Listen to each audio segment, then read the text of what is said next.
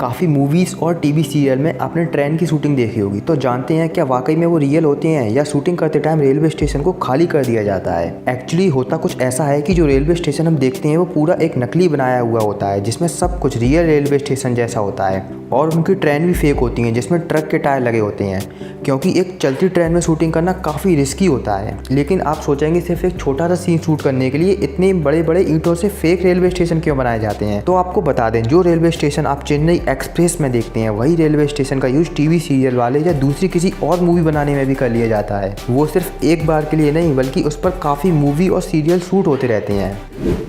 आपने देखा होगा रात के टाइम एयरप्लेन आपको नहीं दिखाई देते और ना ही उनकी आवाज़ सुनाई देती है, लेकिन प्लेन तो रात को भी उड़ते हैं, फिर उनकी आवाज़ क्यों नहीं सुनाई देती। तो इसका कारण यह है कि जो एयरप्लेन की कंट्रोल टीम होती है वो रात को शहर के ऊपर से प्लेन उड़ाने की परमिशन नहीं देती है, बल्कि समुद्र के ऊपर से ले जाने के आदेश होते हैं, क्योंकि अगर शहर के ऊपर से प्लेन जाएंगे तो रात में लोग काफ़ी डिस्टर्ब होंगे। लेकिन अब यह भी तो पॉसिबल नहीं है कि हर जगह समुद्र हो। अगर सिटी में ही एयरपोर्ट है तो प्लेन को ऐसी जगह से ले जाया जाता है जहाँ पॉपुलेशन कम हो, मतलब कि जहाँ लोग बार कम रहते हो। अच्छा,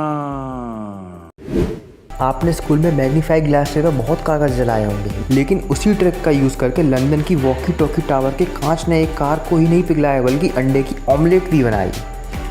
लेकिन कांच की बिल्डिंग तो हर जगह देखने को मिलती है, फिर वो किसी चीज़ को क्यों नहीं जला दी, सिर्फ इसी बिल्डिंग ने ऐसा क्यों किया। तो जैसा कि आपको पता है, आप मैग्नीफाई ग्लास से कोई चीज़ जलाते हो तो वो ग्लास थोड़ा कर्व होता है, वैसे ही कुछ इस बिल्डिंग की शेप बनाई गई कर्व में, जिसके कारण सन का रिफ्लेक्शन एक जगह पड़कर चीज़ों को जला देता आपके मैग्नीफाई ग्लास की तरह। और बाकी दूसरी बिल्डिंग्स इन फिजिक्स के नियम का ध्यान रखती हैं, ऐसे कर्व में नहीं बनाई जाती।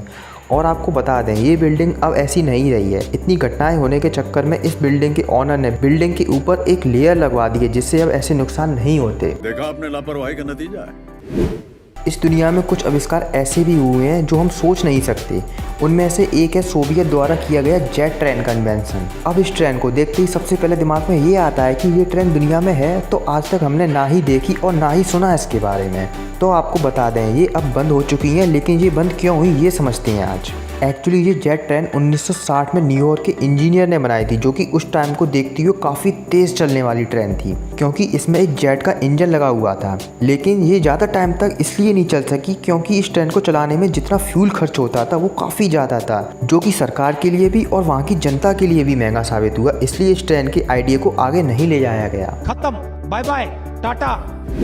ट्रेन में जर्नी करते टाइम आपने ऐसे एल्युमिनियम के बॉक्स देखे होंगे। इनका क्या काम होता है ये समझते हैं आज। एक्चुअली ये बॉक्स हर 4 से 5 किलोमीटर के बाद लगे होते हैं, जो इस बात को चेक करते हैं कि ट्रेन में जितने टायर होने चाहिए उतने ही हैं या नहीं, ट्रेन की स्पीड कितनी है। इसमें से एक वायर निकलकर ट्रेन की पटरियों में लगा होता है, वो ट्रेन के टायर को गिनता है, और अगर टायर कम होते हैं तो ये मशीन इस बात की जानकारी ट्रेन के कंट्रोल रूम को भेज देती है, जिससे वो कोई एक्शन ले सकें। अब सवाल उठता है, ट्रेन के कितने टायर हैं ये बार बार चेक क्यों किया जाता है। तो वो इसलिए किया जाता है क्योंकि अगर कोई टायर कम है तो इसका मतलब ट्रेन का कोई कोच भी पीछे रह गया है, और अब वो पीछे रह गया है ट्रेन का कोच तो कोई पीछे से आने वाली ट्रेन भी उससे टकरा सकती है और यात्रियों को भी काफ़ी प्रॉब्लम हो सकती है। इसलिए 4 से 5 किलोमीटर पर ऐसे बॉक्सेस लगाए जाते हैं। इतने तेजस्वी लोग हैं हमारे पास।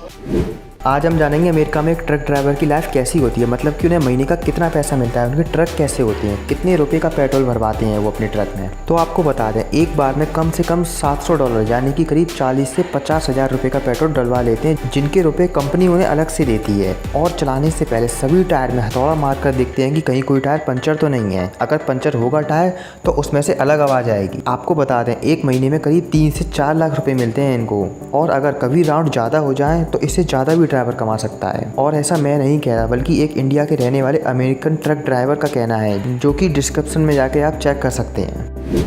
आपने पानी के ऊपर तो बहुत ब्रिज देखे होंगे, लेकिन ये ब्रिज डेनमार्क और डेनिश देश को जोड़ने के लिए पानी के अंदर बनाया गया है, जो करीब 8 किलोमीटर लंबा है, और इसमें ट्रेन के जाने के लिए भी रास्ता बनाया हुआ है। और आपको बता दें, इस ब्रिज को बनाने में 5 साल लगे थे और ईयर 2000 में इसको ओपन कर दिया गया। अब बात करते हैं इसको पानी के अंदर ही क्यों बनाया गया, और सभी ब्रिज तो पानी के ऊपर बनाए जाते हैं, लेकिन यही अंदर क्यों बनाया गया। तो इसके पीछे का रीजन यह है कि यहाँ ये ब्रिज खत्म होता है, मतलब डेनमार्क में वहाँ एक एयरपोर्ट है। अगर ये ब्रिज ऊपर बनाया जाता तो ये काफ़ी ऊंचाई तक रहता, जिस कारण ट्रेन को आने जाने में काफ़ी दिक्कत होती। इसलिए इस ब्रिज को ऊपर ना बनाकर पानी के अंदर बनाया गया।